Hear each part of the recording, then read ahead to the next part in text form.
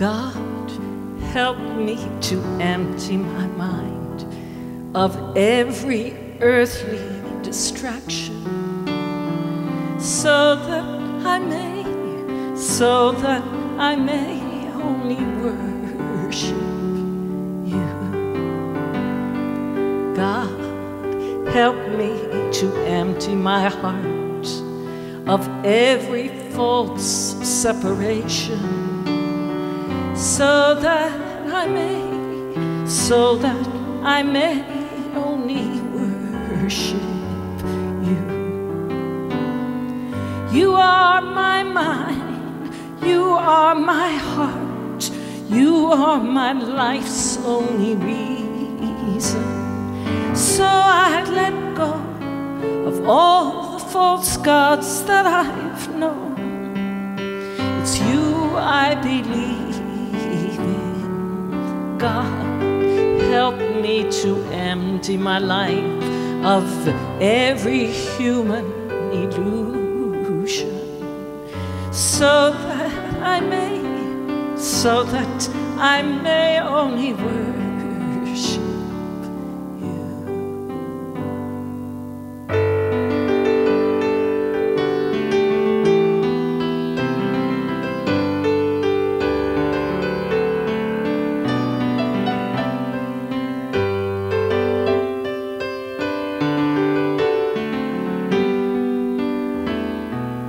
God, help me to empty my heart of every false separation, so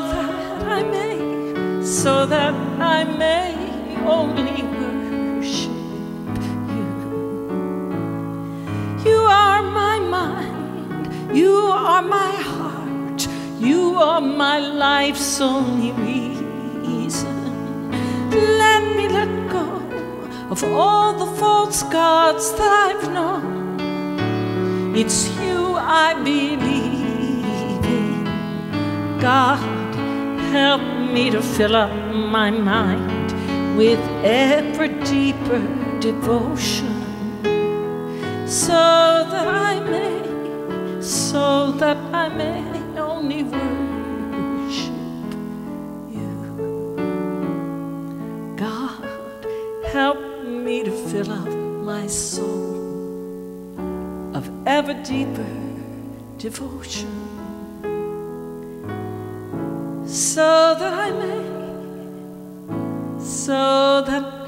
may only worship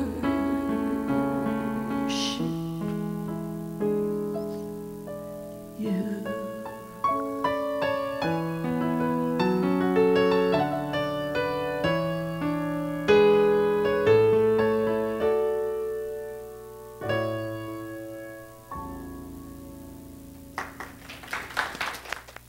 Thank you, Joy. That was beautiful. Good morning. Welcome to Unity of Palm Harbor. I'm so glad to see you here. And just know that we do have our masks on and available as we come through the door. And once we get seated and we're socially distancing, we are allowed to remove our mask. And it's kind of hard to talk and have you understand what I'm saying with a mask on. So hopefully you can understand that the rules that the Pinellas County government has put into place are for our protection. But we are going to have some wonderful music this morning, and we're going to have a special announcement. So I say, let's start with the beautiful music. Thank you. I am at peace with life. I am released into whole, like light from a candle.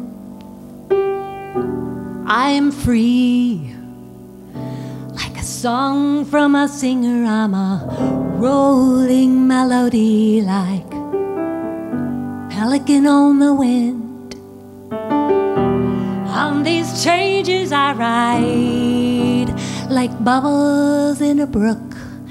Into love I rise. Oh, love, I am released.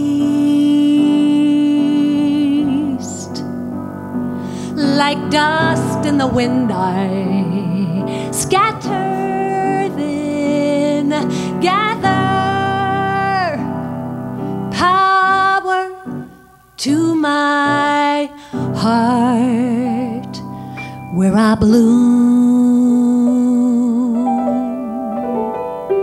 I'm one with the changing through unchanging love, attached to no thing, yet always facing the sun. I am gentle and I am, and in compassion, all my comings and goings are all of earth's growings to whole love. I am released like dust in the wind I scatter, then gather power to my heart where I bloom.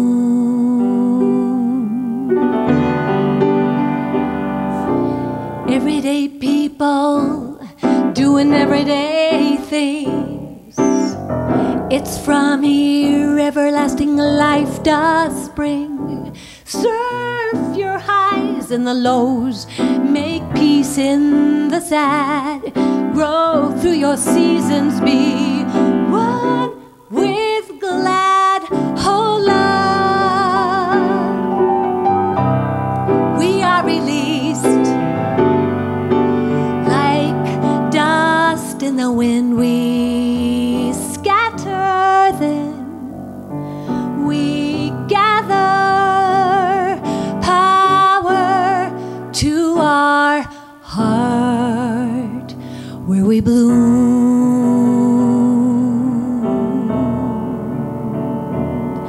I am at peace with life. I am released to hold unchanging love.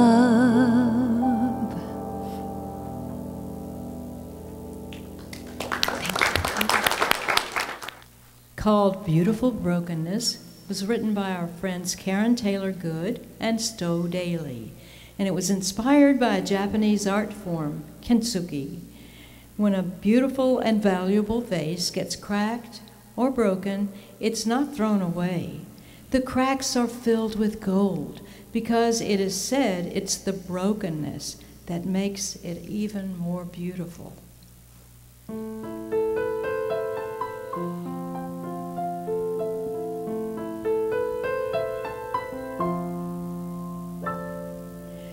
All my life I've tried to hide the cracks within my soul. God forbid that you should see what no one else should know.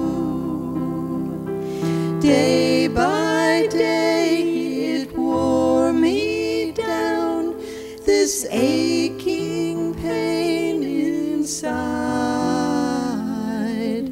I had no choice but to set free what would not be denied.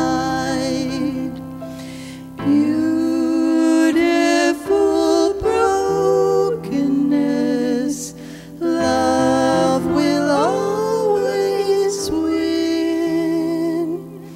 Beautiful brokenness, that's how the light gets in.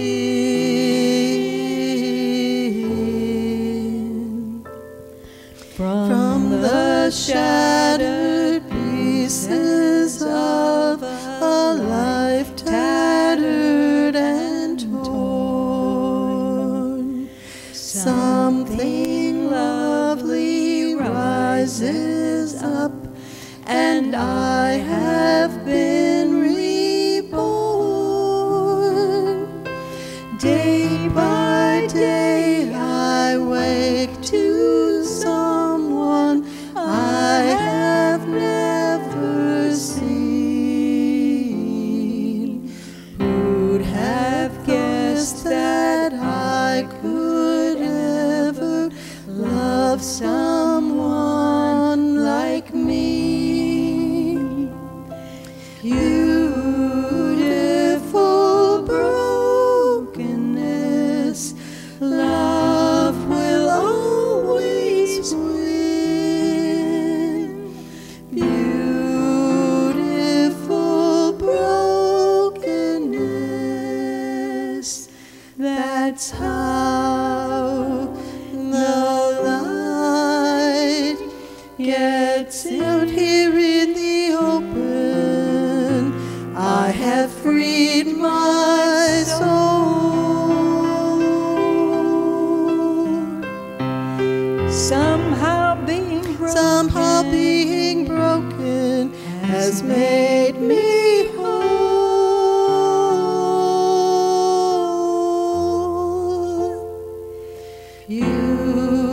Beautiful brokenness, love will always win.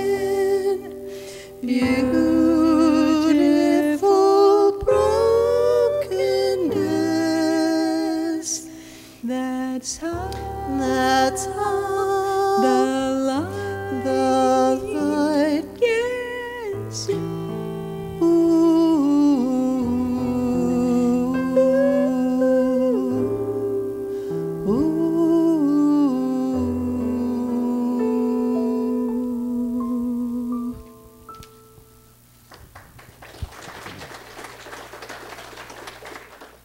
A complete change of mood, but something of the same message.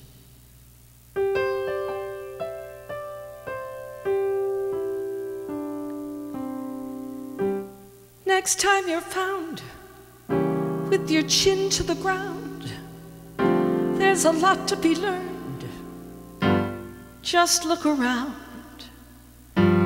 Just what makes that little old ant think he'll move that rubber tree plant? Anyone knows an ant can move a rubber tree plant, but he's got high hopes. He's got high hopes. He's got high apple pie in the sky hopes. So anytime you're getting low, instead of letting go, just remember that ant. Just, oops, there goes another rubber tree plant.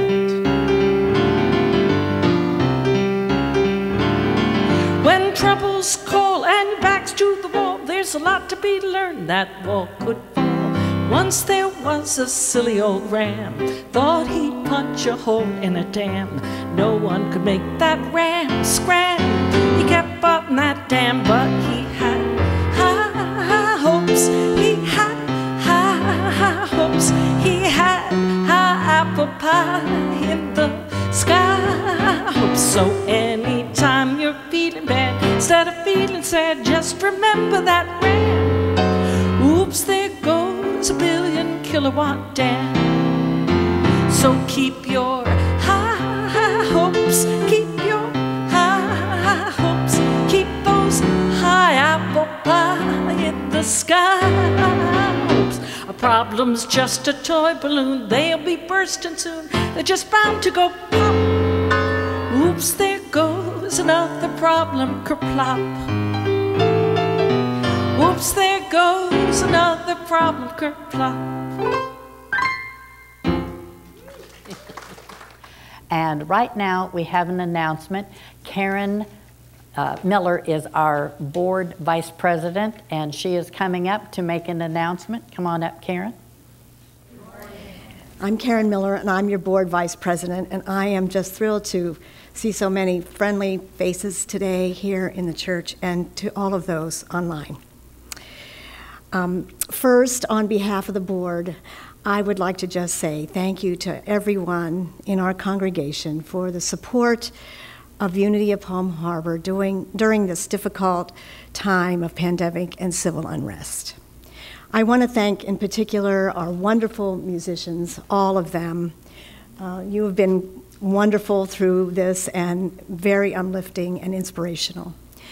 And you've been supportive to our great ministers who have shepherded us through this time with clarity and with support.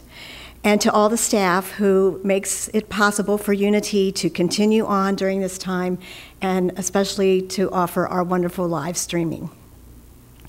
So I am here to give a report about actions that were taken by the Board of Directors at our meeting on June 18th.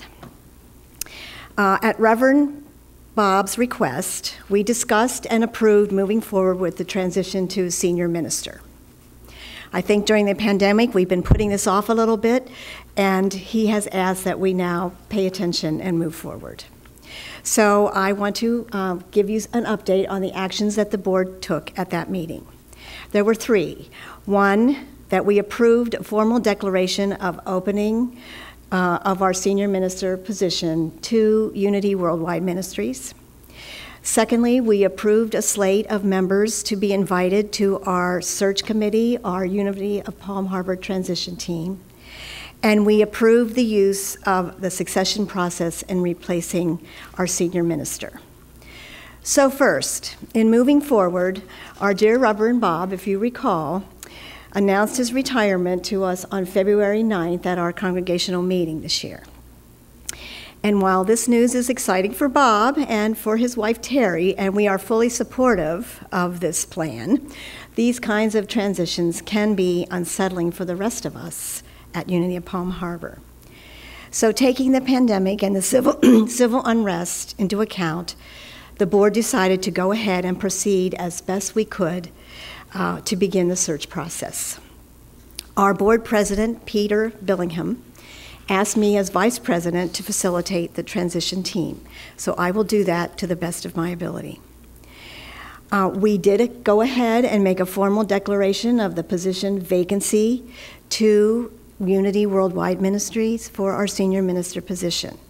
This process began last week and it continues on. We will need to revise and update our bylaws, and that is underway. There is a Ministerial Services Coordinator at Unity Worldwide Ministries in Kansas City. Her name is Ms. Carrie Kenyon, and she will be a liaison to our process here at Unity of Palm Harbor. Secondly, the board decided to create our Unity of Palm Harbor transition team. The purpose of our search committee transition team is to facilitate the search process and to plan a transition to a new senior minister. This includes communication to our congregational members and to solicit your input and feedback during all aspects of this process. So far, the members of our search committee include Mary Ellen Chateau, Conferleet Carney, Kim and Mitchell. We have an invitation out to yet another third congregational member. Reverend Marilyn Earhart is our assistant minister and will be on the committee. We will be inviting Carol O'Connor, who is a local consultant on change and transition, to be part of our process. Carrie Kenyon from Unity Worldwide Ministries, and myself as board chair and vice president of the board and chair of this search committee.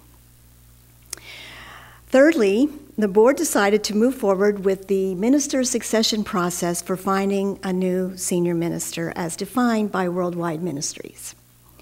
There are a couple different ways you can go about searching for a new minister in Unity Church, and we've decided that we wanted to select the minister succession process. And this process occurs when a new minister is interviewed, recruited, and begins service while the senior minister is still in place. Typically, this means that the associate minister is hired by the congregation so that this individual may be mentored and groomed by the retiring minister for a period of time. Both Reverend Bob and Reverend Marilyn would like to have this opportunity to interact with our new minister prior to the time Reverend Fortner leaves. So Unity Worldwide Ministry defines 10 factors that make this process appropriate for strong congregations like ours. And they include such things as leadership and ministerial stability, which we of course have had. It includes the outgoing minister being willing to mentor and guide a new person. It allows for a good match between outgoing and incoming ministers in philosophy and understanding our congregational values. There's a chance for clarity of roles during that transition period, and it allows for the incoming minister to develop his or her speaking skills and ministerial skills. This means that now we will begin to recruit and select candidates who are eligible for the senior minister role. After all of us have had a chance to meet and interact with these candidates, we then decide to hire one of those candidates as our associate minister. Our associate minister would then take over as senior minister when Reverend Fortner retires. One advantage to this method for hiring associate minister as a succession process is that if for some reason we don't find the right person in the next few months to fulfill the associate minister role, we can still move forward in the future with having an interim minister that Unity Worldwide Ministries helps us select. So that is where we are. I wanted to give you just a little bit of our expected timeline. In July, we will be soliciting names and resumes of potential candidates, and at the same time, we will solicit input from you, our members, on your aspirations for a new senior minister, and we will get your input on your goals for the church, and we will communicate with you as best we can in a variety of ways, such as electronically, by phone, by Zoom meetings, in-person congregational meetings that we can have, and those kinds of options. In August and September, we will attempt to bring our candidates to Unity of Palm Harbor as much as we can do that, given the situation. And we will ask them to provide sermons to be part of our services and have other meetings with them so that they can get to know you as members of the congregation. In September and October, we hope to finalize recruitment. We will be sure to get your input and to hire an associate minister. The transition team will make recommendations based on input and feedback from you to the board, and the board hires the new minister. So we would hope that that person would be able to arrive this fall and be ready to go when our senior minister retires. So lastly, and I think very importantly, in the fall, we will begin to plan our celebrations of gratitude and recognition for Reverend Bob and Terry Fortner. They've spent years of outstanding leadership and support and service to Unity of Palm Harbor, and we want to celebrate that. So please be thinking of ideas you might have for celebration. On behalf of the board, thank you for your attention at this announcement this morning. We will communicate transition information as often as we can in the newsletter and during services and in other ways that we find appropriate. We will be asking for special prayers of support from our prayer chaplains and from you as we make this transition and to help Reverend Bob retire with peace and joy. Thank you very much. All right. I'm Judith Overcash. I'm one of our licensed teachers, and it's a pleasure to do the reading this morning.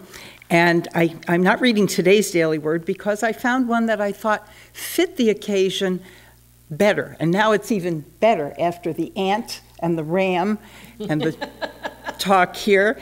And the word from yesterday is positive. And take that in. And take in this affirmation. I am positive in all my thoughts and actions. I am positive in all my thoughts and actions. It is easy to feel overwhelmed by what seems like a never-ending stream of distressing news. When people around me are caught up in fearful, anxious, or agitated states, I remain determined to not be swept up by the negativity. I choose instead to take a stand and focus on the positive. My first step is to surround myself with other positive people. Hello. With their support, I find it easier to stay positive. I keep my thoughts and actions optimistic as I encourage others to do the same. I believe blessings are everywhere, and good can come out of all things. Even if an event seems troubling, I am grateful for the seeds of good that it holds.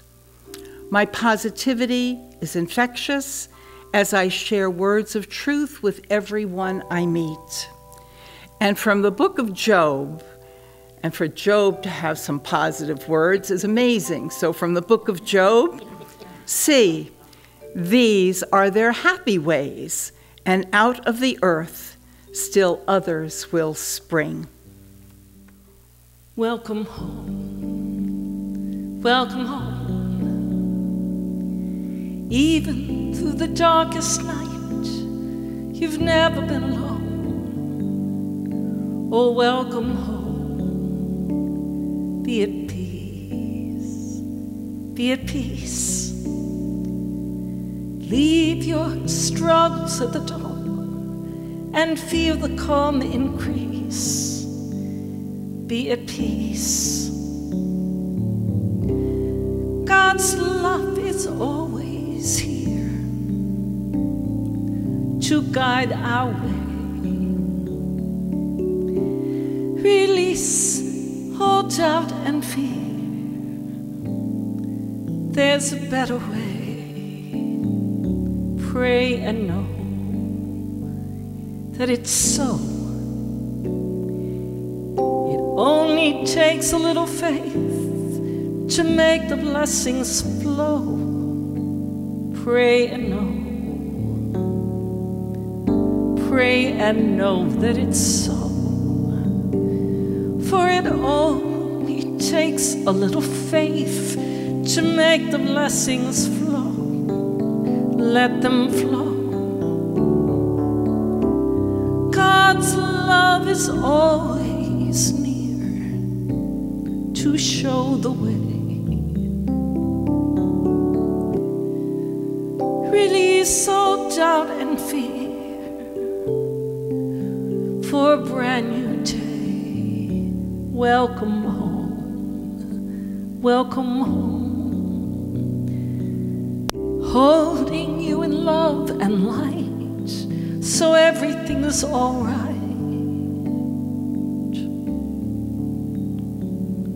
Welcome home.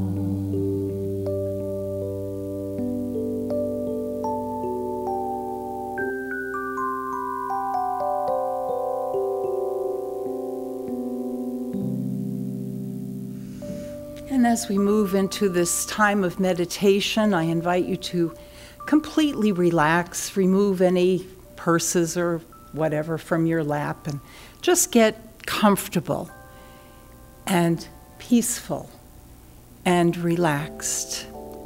And I invite you to close your outer eyes if that feels comfortable. Perhaps place your palms open and upward in your lap, in that sweet and gentle gesture of being open and willing to accept all the good that our Mother, Father, God wishes to pour into each and every life. And we take a deep breath of affirmation and release anything that is hanging around like cobwebs. And breathe in again and clear the mind and the heart and the soul.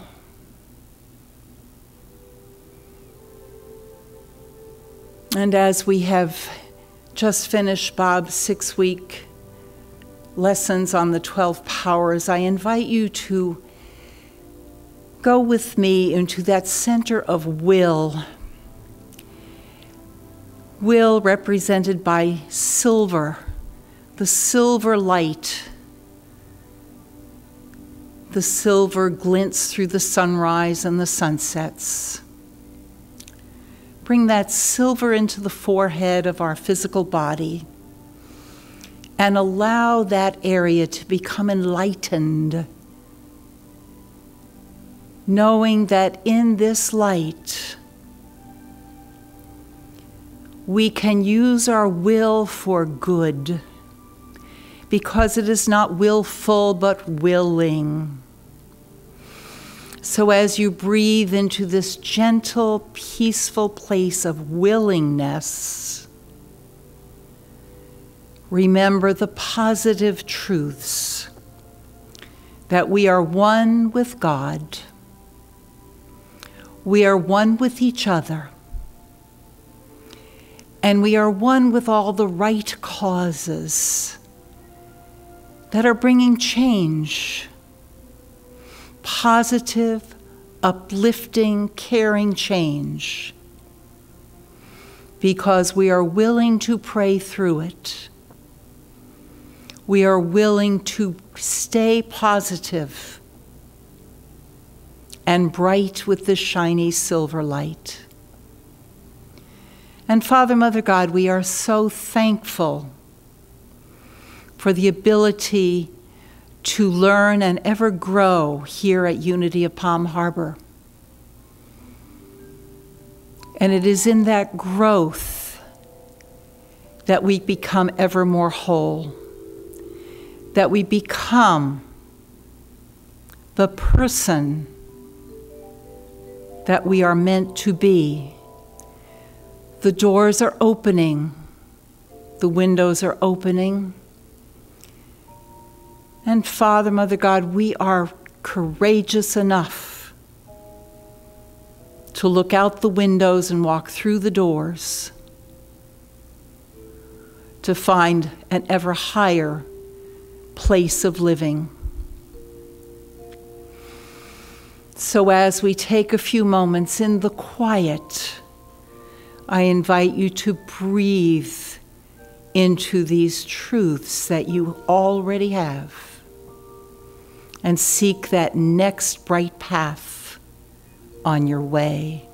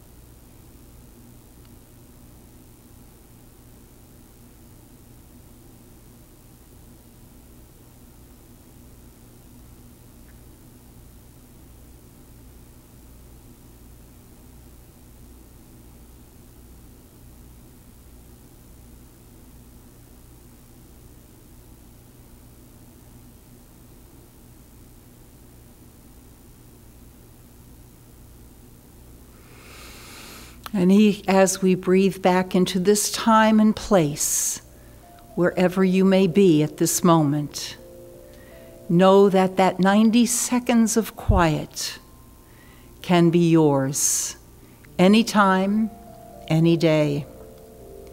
And in that silence, listen and know that we are all in this together and growing ever more. And so it is. God bless and amen.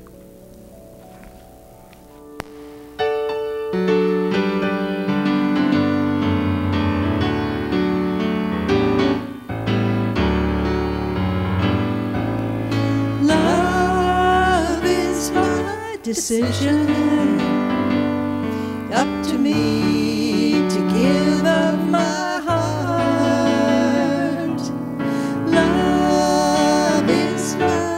decision.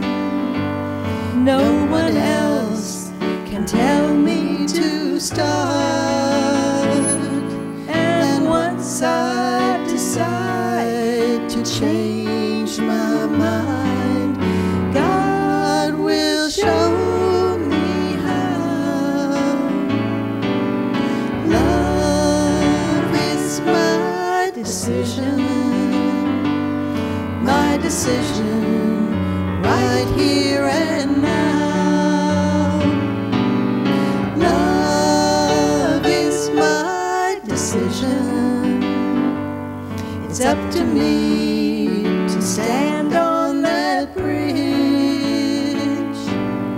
Love is my decision. No one else can make me forgive. And once I decide to change my mind, God will show me how. Love is my decision, right here and now. Love is my decision. It's up to me to dance down that road. Love is my decision. No one else can lighten my load. And once I decide to change my mind, God will show me how. Love is my decision. It's my decision, right here and now. My decision, right here and now.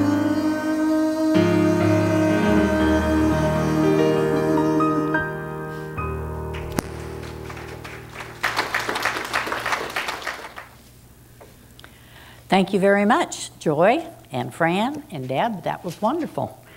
And we can't make decisions unless we have high hopes, I believe. And one of the things that I realize is that as change is inevitable and growth is optional, that we need the love and we need the high hopes to be able to move forward. Well, this morning, I'm going to read a passage from Thomas Troward.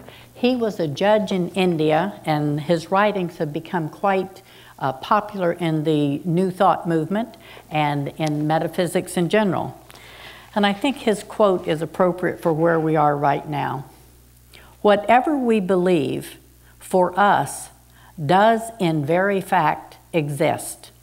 Our beliefs may be erroneous from the point of view of a happier belief, but this does not alter the fact that for ourselves, our beliefs are our realities, and these realities must continue until some ground is found for a change in belief. And only when we change our beliefs will we get that opportunity for growth and opportunity to move forward. I think that when people have been asking me lately, well, what do you see? What things going to look like on the other side of all this chaos? Well, when I thought about it, the first thing that popped to mind was, this is like asking the caterpillar, what are you going to look like when you emerge from the cocoon? It's not going to know. Or perhaps trying to get the tadpole to see himself as that frog hopping down the road in the future. I don't think that's something that is going to happen. Now, these creatures don't have an awareness of the process that they're going through. We have more awareness when we go through the process, even though ours is not quite as metamorphically challenging as those. We come into this life as an infant, and we have consciousness at that point.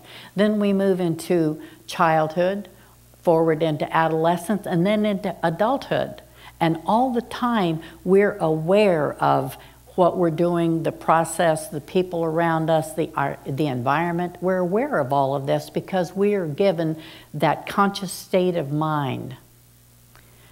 And the key about it is that I believe that this consciousness also means we have great responsibility. We have responsibility to life. We have responsibility to raise our children so that they understand their spiritual background. And Spirit, of course, has a responsibility to us, to educate us, to teach us, to allow us to understand how we go through life as spiritual beings in this human existence. And as we do that, we move forward, we grow, we make decisions, we have opportunities for changes in our life and changing our belief system. And all of this is part of what we're going through right now. As we move forward, we're going to be looking at things, what's coming in the future. And a lot of people that I hear talking are saying, well, I can't wait until we get back to normal. I'm not sure that normal is the best option anymore. And it certainly isn't the only option. We all have the opportunity to find a new normal, to find a new belief system, and to look at life in a totally different way than we have in the past. Oh, some things will be carried forward, but not everything. One of the things that I think about is that when people start talking about change, for some people it frightens them, it terrifies them. It's like they're being put to the test. Well, once we come to the understanding, change is not personal, it is going to happen. It's not a test, it's not a lesson, it's not a trial to be endured. It's just a part of the growth process. Now, when we make those changes in our life, or when change comes upon us, if it's a happy change and we love it, our disposition brightens up because we've changed our position about the way we thought. But if it's an unhappy change, something we don't like, something we don't want to have to deal with, then typically our disposition gets a little grumpy because we don't like changes. I know I don't. And there are times when I find myself in a situation and I think, oh, I don't like where I am. I want to get out of it. But then when I look at the alternative choices that I have, I'm thinking, I don't like that any better. But I still have to make a change. Something is going to shift. Something's going to move. And it's up to the way I accept change as to the way the growth is going to happen for me. Now, I do occasional counseling with various people, and I've noticed that there's people who don't want to change dig their heels in with resistance. They don't want to move forward. They don't want to move backwards. They don't like where they are, but they don't want to change. And in that resistance, sometimes it's a good thing because resistance might keep us from jumping out of the frying pan and into the fire on a regular basis. And sometimes we do that. But also we have to look at resistance as it's a warning. It says, stop, look, and listen. Don't just jump, but be ready to change if you need to. And sometimes we need to. There's no two ways about that we do have those opportunities. So as we start to look at that, there's a couple of comments that I've had from people that I've counseled with, and they kind of seem to fall in a couple of categories, and I thought it was interesting. The first category that came to me may be the least resistance when you're trying to talk about how their life can be different. Oh, you're just preaching to the choir, they say. Well, maybe I am preaching to the choir, but it doesn't seem to me that the choir is listening because the choir hasn't changed their tune, so to speak. And yet, we know that, as Benjamin Franklin said, a man convinced against his will, is of the same opinion still. And sometimes we find ourselves with the same opinion, and that's what keeps us stuck. Now for me, the story of the Good Samaritan inspires me, it moves me, it touches me, that this person did nothing for his own gain, but simply reached out to help other people less fortunate than himself. I think today we call that a random act of kindness. And that perhaps is something that we need to look at, that you have a choir out there. They like to be inspired. They like to be moved and motivated. And I often think when we do something like a random act of kindness, does it give God goosebumps to see us behaving that way? I sure hope so. It gives me goosebumps when I hear stories like that. And I think that we can all come together and do whatever is necessary. Keep inspiring people. Keep in touch with people. Now, the second category that I ran into, kind of, well, it's a personal challenge for me, because this person said, "Nothing you can say will change my mind." Oh yes, I love a challenge. And I know that their minds are so set, they're so stubborn, they are not going to move. Nothing I can think of would be clever enough to change their mind. Well, finally it dawned on me, I don't have to be clever. I just have to be genuine. And so the last person that said that to me, I just very quietly said, "Well, okay. I just want you to know that I love you and I support you wherever you are." And all of a sudden, the room got instantly quiet.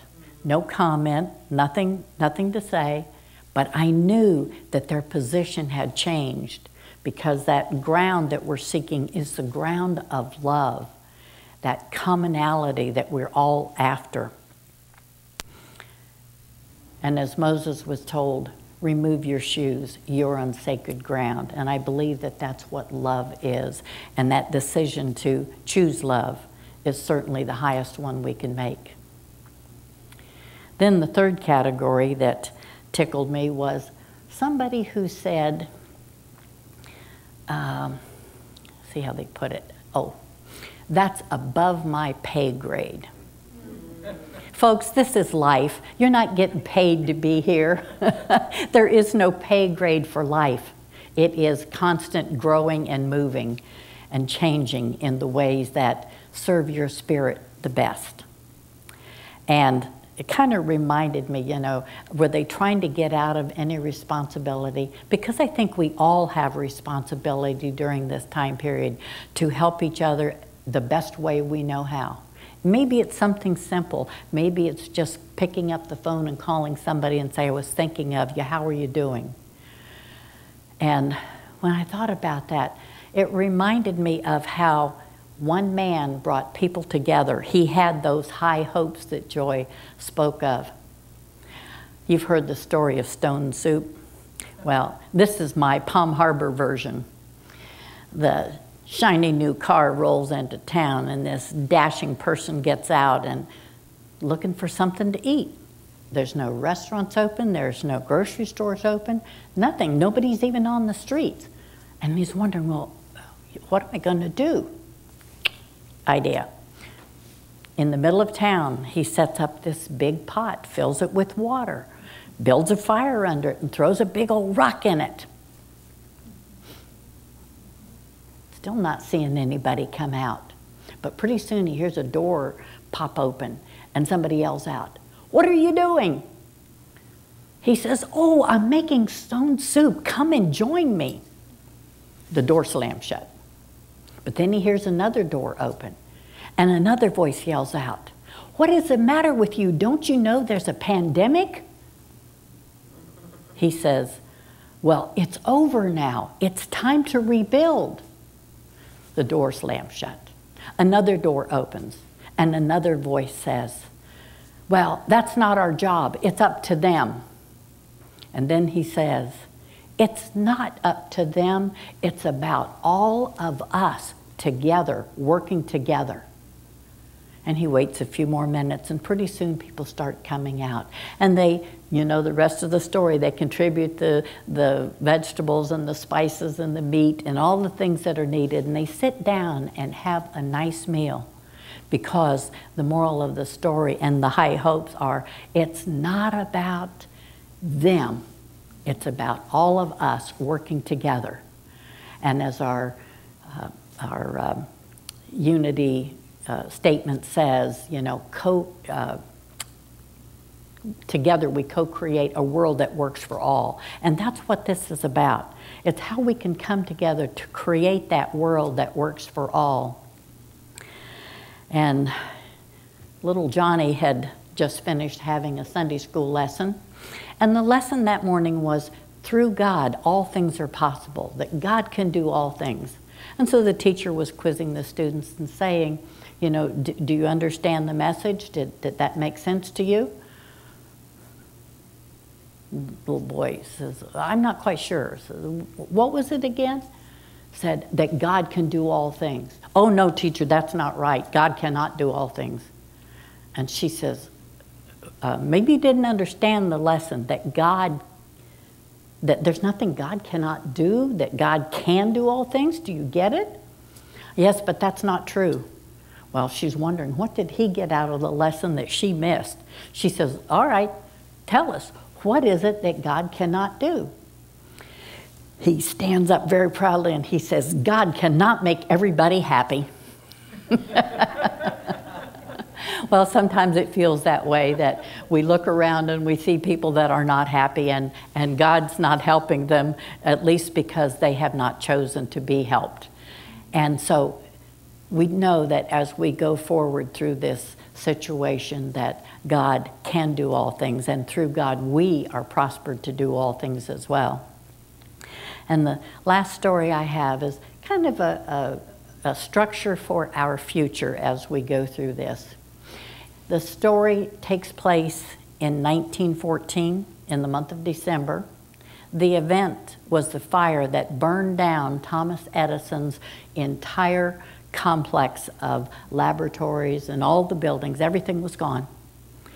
And his son, Charles, was 24 at the time, and his heart just ached for his father, knowing everything that was involved there. And the buildings were only insured for $238,000, but it was estimated that the value of everything lost was over $2 million. And that was in 1914 dollars, not in dollars today. And so Charles was anxiously looking for his dad, and he saw him standing off at a distance, watching the fire take it all, his entire life's work. And when Edison noticed his son, Charles, come here. He says, you've got to go find your mother quickly. She has got to see this. She will never see anything like this again in her entire life. Whew. Charles said, really, Dad? And he said, yes, son. He says, I want you to understand, great things can come out of disaster. All of our mistakes are gone, and God is giving us the opportunity to start all over again. 3 weeks later, Thomas Edison delivered the first phonograph that changed the world. And so with high hopes, maybe in 3 weeks, we will change the world. What do you say? All right. And so it is. Let us pray. Knowing right now that that power of positive thinking, that power of love, that ground that we stand on, that ground that will change our belief, is right here, right now, in our midst. And we take off our shoes as we stand on that sacred ground, knowing that we are made more holy and that we have the ability to grow and change through this as we support each other. And I say thank you, God, for all of our blessings. And so it is. Amen.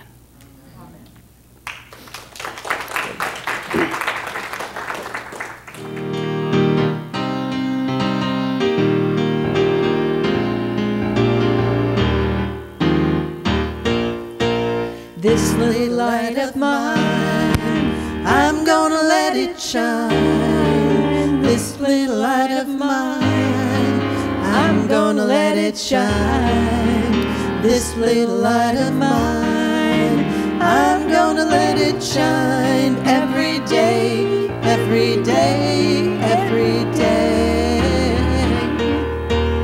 I've got the light of grace, and I'm gonna let it shine. I've got the light of grace, and I'm gonna let it shine. I've got the light of grace, I'm gonna let it shine. Let it stay every day, every day. We've got the light of love, we're gonna let it shine. We've got the light of love, we're gonna let it shine. We've got the light of love, we're gonna let it shine every day, every day, every day, every day, every day, every day.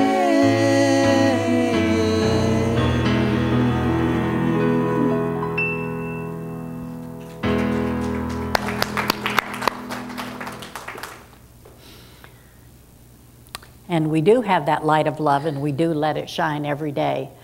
And I am so grateful that you're here, and all of you that are watching online, I am so appreciative of your support as well. And we bless the offerings that came our way with this affirmation. Thank you, God, for blessing these gifts and those who share them. We are blessed indeed, and now we close with the prayer for protection. The light of God surrounds us. The love of God enfolds us. The power of God protects us. The presence of God watches over us. Wherever we are, God is. Amen. And we will see you next week, same time, same station.